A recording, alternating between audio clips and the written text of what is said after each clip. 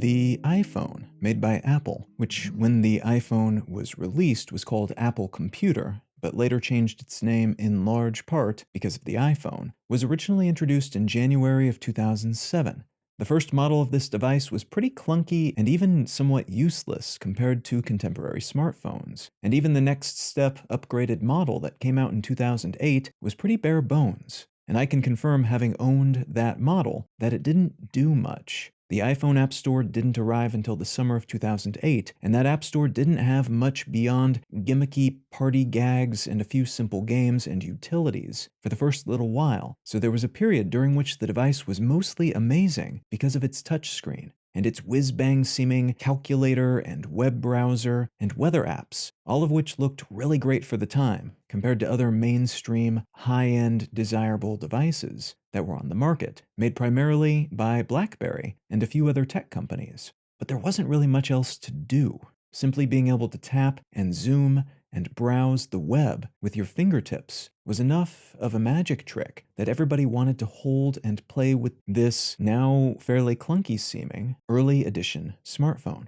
Depending on your definition, the iPhone was or was not the first smartphone, as the aforementioned BlackBerry had a decent-sized screen and keyboard and little mouse knob that you could use to navigate the web, and what are now usually called feature phones, which are like old-school cell phones but with bigger screens and internet connectivity, most popularly made by Nokia and their Symbian operating system, with a few scattered options also using a mobile version of Windows, were all on the market when the iPhone was announced. But none of these devices had that magical finger-tapping, dragging, zooming, browsing input, and none had screens that spanned essentially the entire device. And that's what made these iPhones, which underperformed in many regards compared to those other options, so desirable and monetarily successful from the get-go.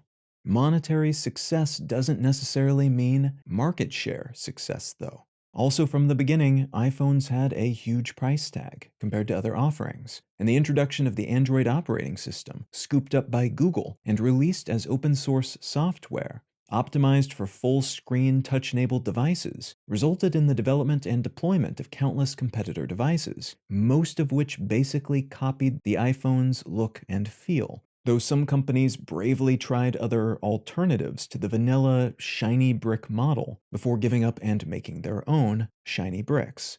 Android could be used by any company willing to play ball with Android's fairly friendly and tenable operating scheme, while Apple kept iOS, its mobile touchscreen device operating system and accompanying app store, all to itself.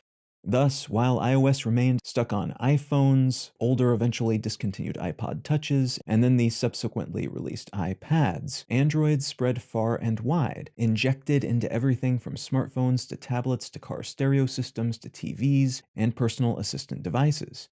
As a consequence, Android has long boasted a much larger market footprint than iOS, and Apple has been okay with that, as they have positioned themselves as a premium brand that people are willing to shell out more money for, not something for everyone, like Android.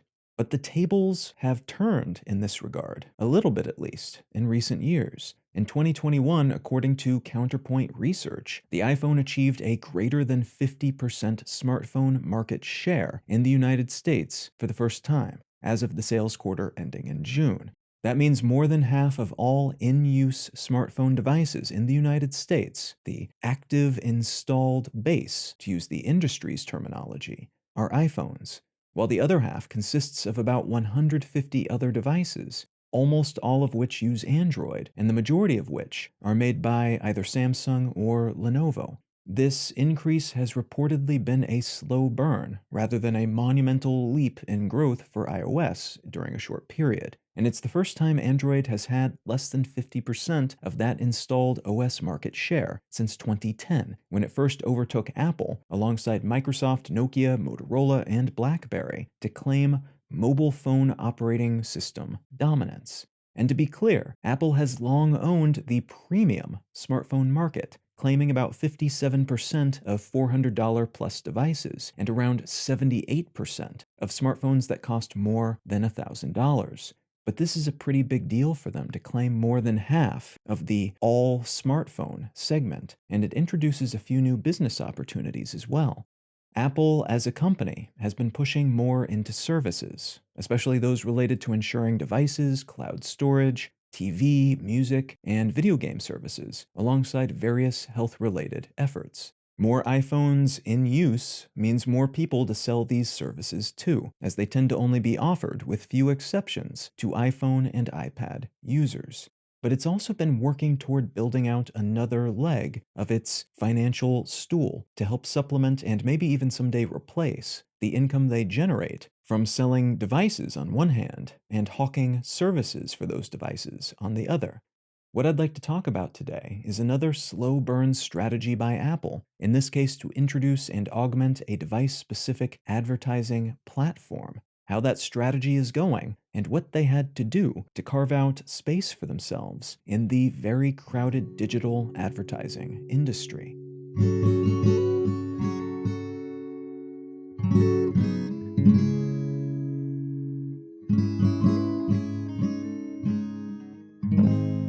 You are listening to Let's Know Things. I'm Colin Wright. It has been a tricky year for all news entities, so if you're in the position to do so, and if you're finding value in this or any news publication, please consider becoming a supporter. In the case of Let's Know Things, the simplest way to do that is to become a patron at patreon.com/letsknowthings. You can also become a member at understandery.com and support this and all of my projects. Supporters who contribute monetarily via either method gain access to an ad-free version of this show and an additional episode of the show each month. A huge thanks to everybody who's already helping to support this podcast, and thank you in advance if you're considering doing so in the future. All right, let's get back to the show.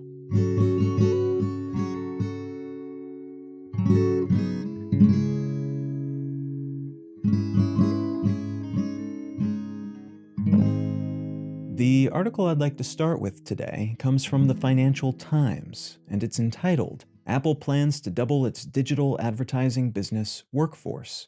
This is a relatively concise piece about a recent series of job postings by Apple, reflecting next step plans to build out an advertising team that will be about twice the size of its current ad team, adding another 216 positions to the around 250 people it already has working in that department. And it's pitching potential hires on the idea of creating what it calls, quote, the most privacy-forward, technologically sophisticated, and, quote, ad platform available.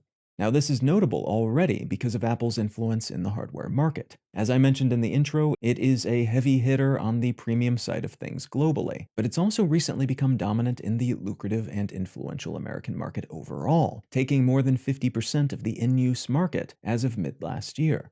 But also because it's just a massive company. Apple has a market cap, the value of all its stock shares added together, of just shy of $2.5 trillion as of the day I'm recording this. And that's down from recent highs, but it's still enough to make Apple the most valuable company on the planet by most monetary metrics. So anything Apple does is arguably noteworthy, both because they often set trends that the rest of the hardware and software world follows or riffs upon, and because their movements are a bit like the movements of a whale or a planet. They upset local ecosystems, they create their own gravity, they sometimes gobble up other entities or eat those entities' meals, and that can lead to a lot of knock-on effects, even in distant-seeming industries. This is even more newsworthy than a normal Apple happening, though, because it could represent a sea change in the way Apple operates and how it earns money.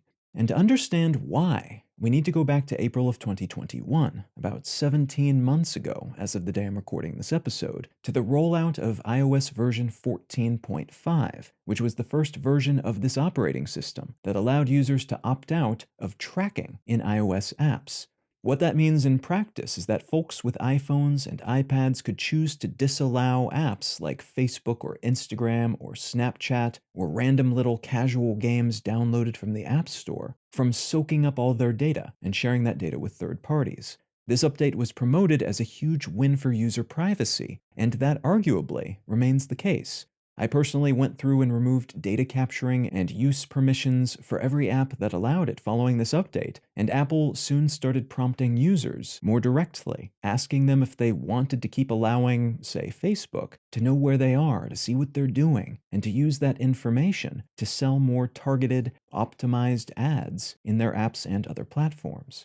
This tool was called App Tracking Transparency, and it represented a huge shift in Apple's approach to dealing with app makers and how they monetize their apps. Many makers having years ago shifted from models that, like traditional product selling business models, required payments from users in order to access most or all of their functionality, to instead focus on blasting the app out to as many users as possible and monetizing their use via advertisements and the selling of user data to third parties, often for ad optimization purposes. And for a while there, Apple encouraged this business model because for them it was kind of a free promotional tool. Look at all the apps we've got on our App Store, and look how many of them are free for you to use. That is a competitive advantage. While many privacy groups and users were thrilled with this update and new policy direction from Apple, Google and Facebook and Snap, the maker of Snapchat, among many, many others, were pissed. Apple had more or less started to demonize the practice of gathering user data for ad targeting purposes, and these other tech companies were saying, hey, seriously, we've been giving you these free apps and other services to use all this time, and that is paid for by us collecting your data and in some cases selling that to others, but mostly, especially in the case of larger tech companies, using that data to make our ads increasingly more specific to each user so we can sell them at higher prices. And now Apple, the maker of a huge number of popular devices and one of the two dominant operating systems on these most common of all personal pieces of gear, is saying that what we do is not okay. And not quite banning us, but giving users the option of cutting us out of their lives, and in fact prompting users to do this, so they don't even have to make that choice and then go searching through all the options within settings. They just click a button and it's all done. We make significantly less money on each ad we sell and can't display ads at all in some contexts. How are we supposed to monetize these free apps and keep them going as before? And that big, long, rambling question is a fair one. I personally prefer not having all of my data sucked up in this way to pay for these services, but that is a trade-off that many of us agree to, knowingly or unknowingly, all the time, with all kinds of goods and services. That's the model that supports the majority of media platforms, after all, from TV to streaming services to journalism and podcasts and everything else. Google and Facebook and many other companies are not hurting in terms of their overall balance sheets, but they definitely felt this change and have been making their own changes as a consequence of it. And some such companies like Snap have been having a horrible time trying to recalibrate their business models to account for this shift and have struggled to replace that income. Snap recently laid off about 1,300 people, which is about 20% of their total workforce. They also canceled a bunch of interesting projects that were originally pitched as the company's probable next steps, their future, and its stock price is down about 80% since the beginning of 2022.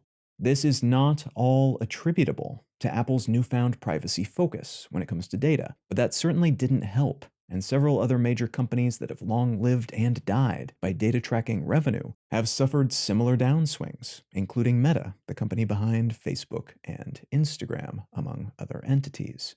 As mentioned earlier, the Next Step news following this kneecapping of ad-focused companies with apps on its operating system is that Apple now intends to place its own ads within the iOS ecosystem, taking advantage of the gap left by heavyweights like Google and Facebook, and even newer players that have been making big waves and soaking up ad business market share like Amazon, and it'll be deploying these ads to make up for lost revenue from hardware sales, which have been tumultuous over the course of the pandemic, and especially since Russia invaded Ukraine and wrought all sorts of fresh havoc in global supply chains. This will also allow them, maybe, to flesh out a much-desired new leg of that economic stool, balancing things out and helping them get above the $3 trillion market cap milestone at some point in the future. It's a new area of growth, basically, after they have saturated some of their other previous focuses that allowed them to achieve growth. That is the pitch from the company and from bull investors who believe this move will serve as Apple's next great leap, giving them new income streams that are less directly tied to the sale of smartphones or the recurring revenue from services like Apple TV or insurance coverage for their laptops.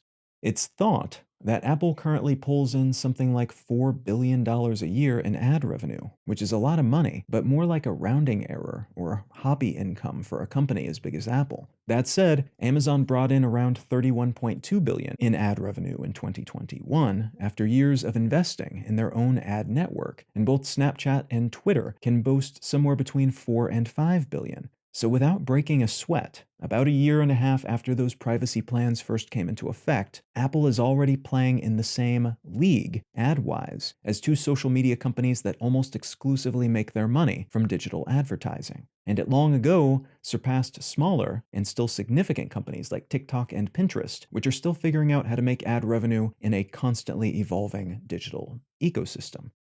Now, to be clear, while Apple's move to restrict data collection has been largely celebrated by users and privacy-focused organizations, they are now moving into less certain territory with this refocusing on their own ad network. Just the concept itself, that Apple tooted its own horn about how it's reducing data collection for its users, only to turn around and create its own ad network, both makes it seem like the whole exercise was to hamstring its opposition before deploying its own, maybe skeevy ad network, but also that it maybe wasn't as serious about all that privacy stuff to begin with. Apple says that it's maintaining user privacy within its own ad network and will basically sell ads that are substantially less targeted because of that focus, arguing that their research shows that less targeted ads are basically as effective as ultra-targeted ones anyway, so it's not that big a sacrifice for them. But in many people's minds, advertising and data collection are now two sides of the same coin, and it may be tricky for Apple to convince folks that its ads are better in some way, after several years of banging the drum against the shadiness of the advertising industry, and all the moves it would be making and has now made to keep that shadiness away from its users. What's more, it may be that this approach nudges or forces non-Apple companies off the iOS App Store at some point, or dilutes the apps that they maintain there. Already, Apple's insistence on collecting a fee for every financial transaction within apps on its store on Apple-branded devices has led to pushback from other companies, from Netflix to game maker Epic, which have in turn come up with at times elaborate means of keeping apps in the store where users will find them, but then hustling those users off to a second location, usually via a link in the app that leads them outside the app, where they then ultimately conduct the transaction, or in some cases, where they play the actual game promoted in the app, doing so on the web in a normal web browser, so these companies can avoid paying Apple that fee, all of which contributes to a less good user experience. And although the main competitor here, Google's Android App Store, has plenty of its own restrictions and frictions and usability issues, it doesn't take much to piss people off when they believe that they have paid for a premium experience. And the more frictions they have to suffer and hurdles they have to leap to do the things they want to do on their devices, the more threat that a given user will switch to an alternative, and perhaps just check out and not trust the Apple brand anymore. They'll become ambivalent about it rather than enthused, which in turn can degrade the brand's reputation and over time its market share and market cap. Why am I paying all of this money, in some cases upwards of $1,000 for a phone, only to have the maker of the phone shove ads down my throat just like with every other device I own? This is also, according to some analysts at least, weird or just bad timing for Apple to make this transition, as there's a global downturn in digital advertising across the board, with a few niche exceptions. Snapchat's parent company, as I mentioned earlier, has been suffering in part because its model of data collection and ad targeting was crushed by Apple's new rules, but it's also suffering because of that larger downturn, as are most other digital advertising-focused companies. In other words, it could be a canny move on Apple's part to step in when even the big dogs in this space are suffering because of what amounts to economic bad weather in their industry, but it could be weather that catches them too, and makes their efforts in this space pay off less than anticipated, which could in turn cause them to close up shop, to refocus on something else. Whereas had they kicked off this portion of the plan in better digital advertising conditions, the profits might have flowed more rapidly and immediately and abundantly right off the bat. This is anything but a sure thing, then. But it's a move, a series of moves, really, that has already reshaped the smartphone and other portable personal device world, and will likely continue to do so for the foreseeable future.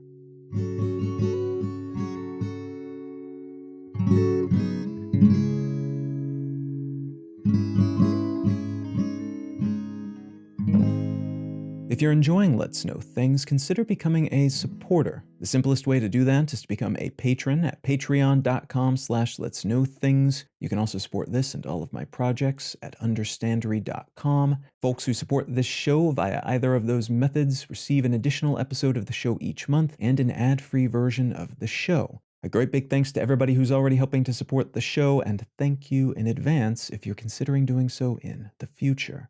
The book I'd like to recommend today is called The Economic Weapon: The Rise of Sanctions as a Tool of Modern War by Nicholas Mulder. This is an interesting book in that it covers a topic that I consider to be underappreciated, in that it is formative of the modern world, and especially geopolitics. But geopolitics touches so many things, it really influences pretty much everything. But part of the reason that we don't fight each other militarily as much as we used to from the mid-20th century onward, post-World War II in particular, is that we have multinational organizations that help us deal with each other, but we also have well-honed, often quite effective, economic weapons that we can use against each other instead of kinetic weapons, instead of explosives and bullets and such. Some of the biggest players in the world, especially the United States and the Soviet Union back in the day, but most countries to some degree at this point, utilize these tools to either punish behavior they don't want to see or to reward behavior that they do. So they are very potent incentives in both directions. And this book provides a good overview of how these tools work, where they came from, and some of the consequences of using them as enthusiastically as we do today. Now, if any of that sounds interesting to you, consider picking up a copy of The Economic Weapon by Nicholas Mulder. You can find out more about me and my work at Colin.io. You can find the show notes and transcript for this and every episode at letsknowthings.com. You can find a collection of my other projects, including my other podcasts, at understandary.com, and feel free to reach out and say howdy on social media. I'm Colin Wright on Facebook, and at Colin is my name on Twitter and Instagram and such. Thank you so very much for listening. I'm Colin Wright, and I'll talk to you again next week.